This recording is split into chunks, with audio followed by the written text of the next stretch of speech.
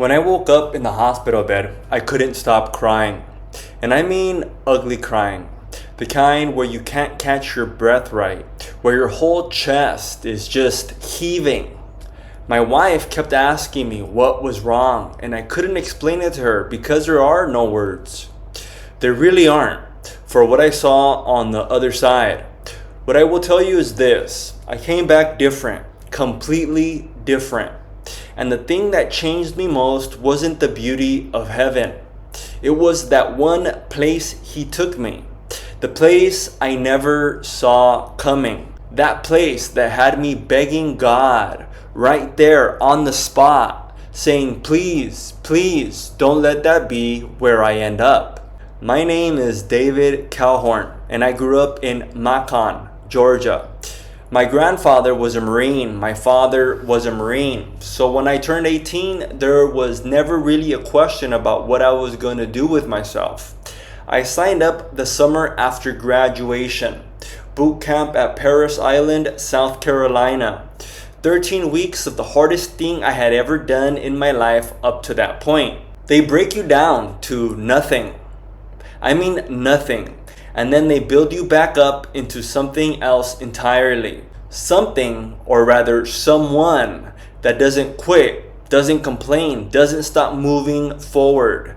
That is just how I was wired from that point on. That mentally stuck with me for the rest of my life, for better and for worse. I did 2 tours in the Gulf, came back, got stationed in Camp Lejeune in North Carolina, and eventually made it to sergeant before I got out. Honorable discharge. 22 years old when I finished active service. I went into private security contracting after that because honestly, I didn't know anything else. That's all I had ever been. So I went where soldiers go when they leave the service. I was overseas again. Different conflicts, different countries, but same work. Same long hours. Same danger. Same mentality. I didn't know how to slow down, and I really didn't want to learn. Work was all I knew, and I was good at it, and that felt like enough. By the time I was 47, I was back stateside, living in Fayetteville, North Carolina. I had a good woman, 2 kids almost grown, and a body that was starting to tell me I was worn out. I had a history of high blood pressure. My doctor had been on me about it for 2 years. I kept saying I'd deal with it. I kept saying I'd make the changes. I kept not doing it, working 12, 14 hours some days, not sleeping right, eating whatever I could grab fast. And I knew something wasn't right, but I kept telling myself I was tough enough to push through. I had pushed through worse. That was the Marine in me talking. That was the same part of me that nearly got me killed. It was Thursday morning. I remember that specifically because my daughter had a choir performance that evening and I had promised her I was going to be there. I was sitting at my desk. I had just poured a second cup of coffee and all of a sudden I felt this wave come over me. Not pain exactly, more like pressure, like something was squeezing the center of my chest from the inside. And I thought, okay, maybe I need some water. Maybe I need to stand up and walk around. So I stood up, and that's when my legs went out from under me. I hit the floor hard. I remember going down and thinking, this is embarrassing. That was the last clear thought I had. And then everything went completely dark. Not dark like a room with the lights off. Dark like nothing. Like existence itself switched off. Before we continue, if this story is touching your heart, join our channel so that you never feel alone and you can share this journey with us. Subscribe now and leave a comment telling us where and what city you're listening from. We'd love to read your messages. And then I was somewhere else. I knew immediately. Not scary, not painful, just completely different.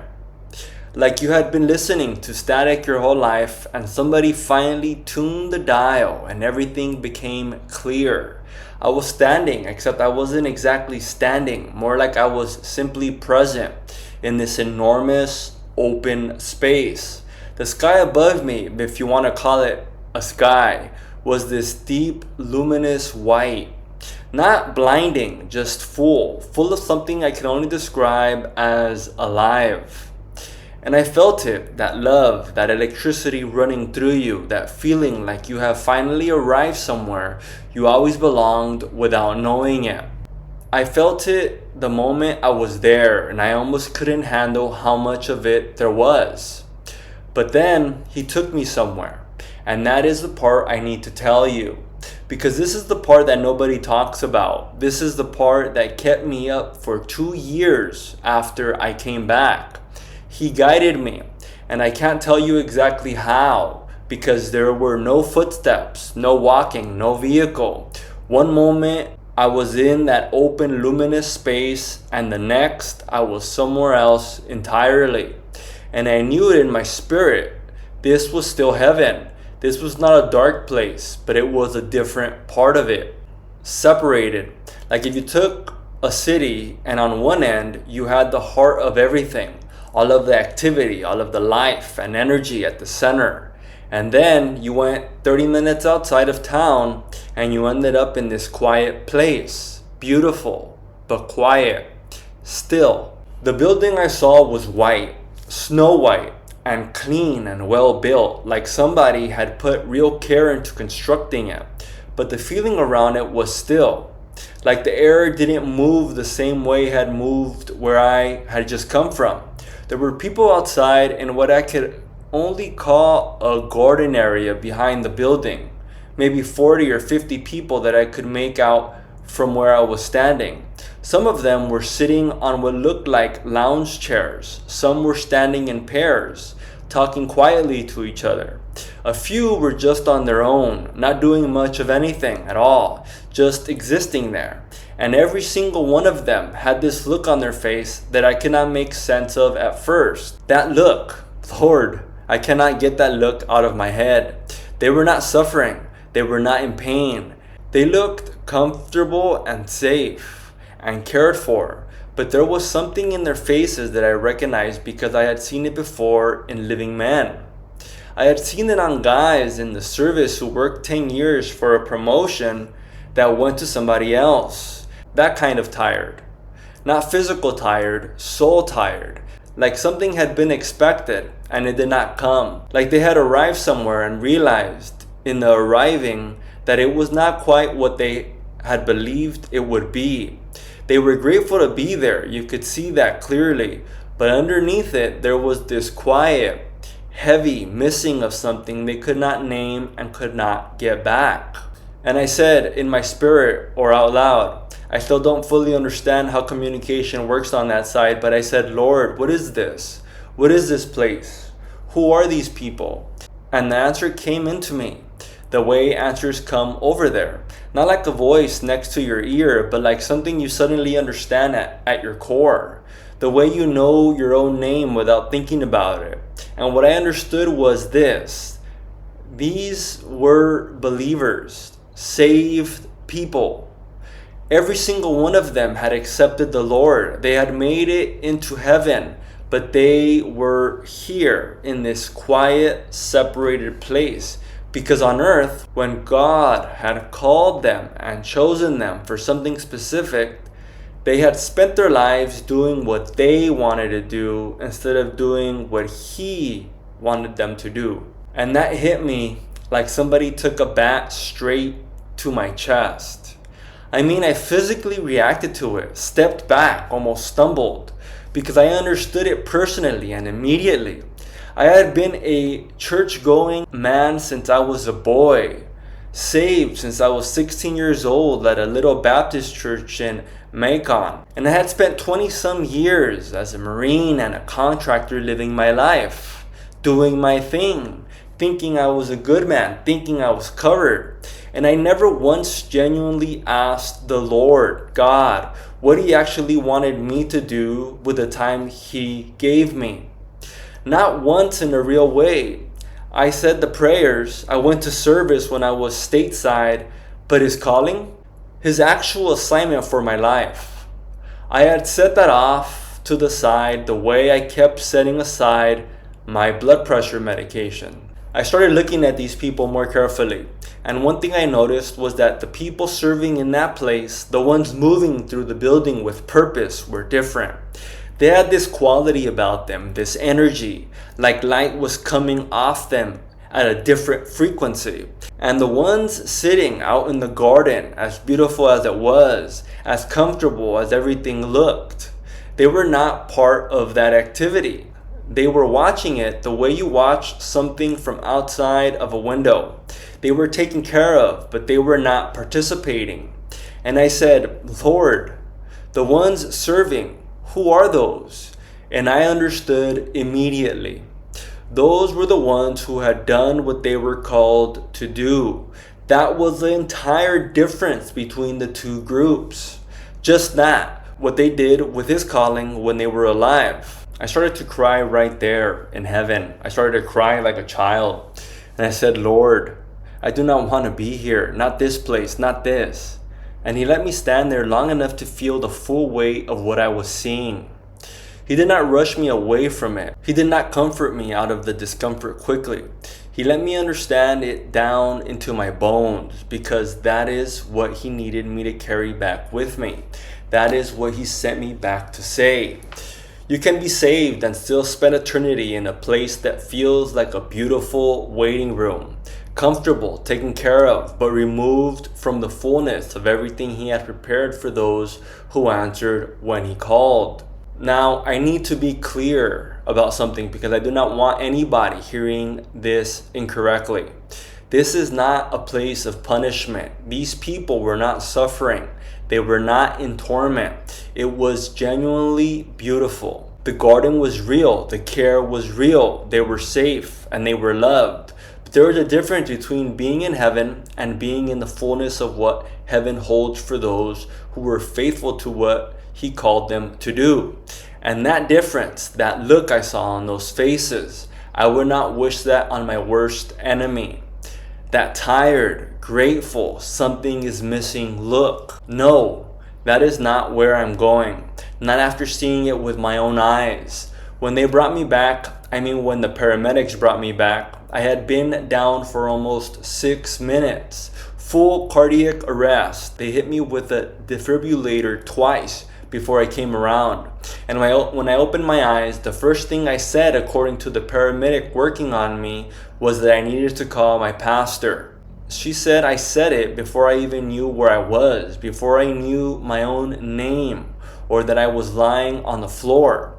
My wife was there in the emergency room later, and she said I was grabbing her arm and trying to explain something, and the words weren't coming out right yet, because my brain was still catching up to my body.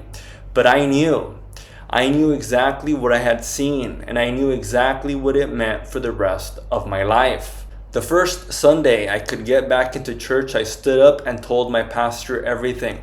And he opened his Bible right there and read to me from 1 Corinthians. He said, every man's work shall be made manifest, and if any man's work is burned, he shall suffer loss, but he himself shall be saved, yet as if through fire. He said, Brother David, what you saw over there is exactly what this right here is talking about. And I broke down in front of the whole congregation right there, because God had literally walked me through a scripture I had read maybe 100 times and never fully grasped.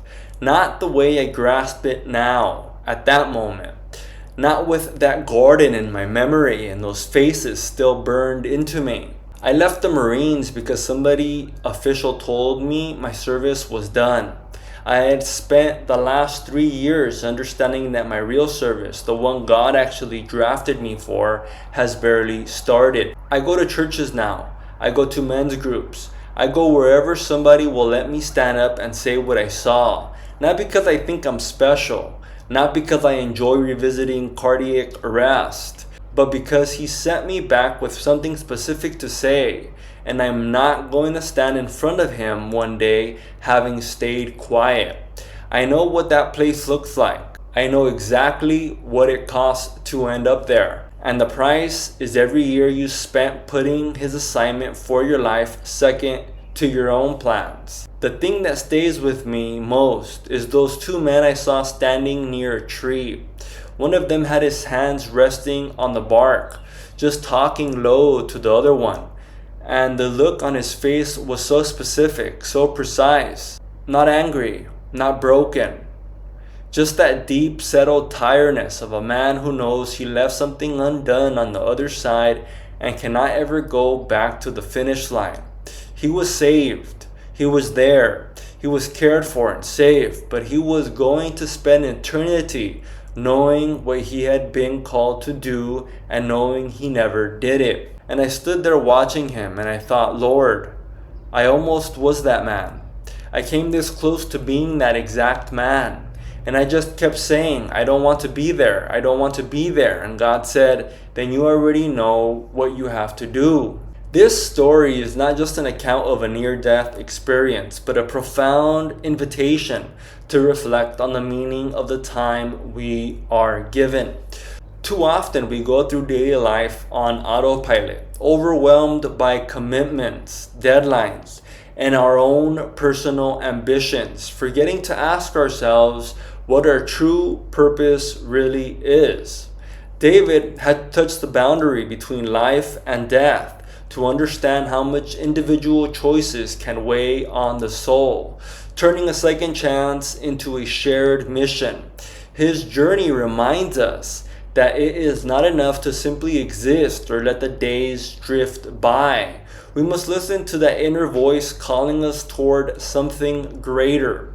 True exhaustion is not that of the body after a long day of work, but that of someone who senses they have not fully expressed their spiritual and human potential. Looking within before it is too late is perhaps the greatest gift this story can leave us, encouraging us to reorder our priorities and value what truly matters. If you would also like to be a part of a group where we talk about afterlife stories like this one, and you wish to finally be heard and understood, or if you are simply going through a difficult time and looking for a safe space to share your experience without judgment, we welcome you to join our group.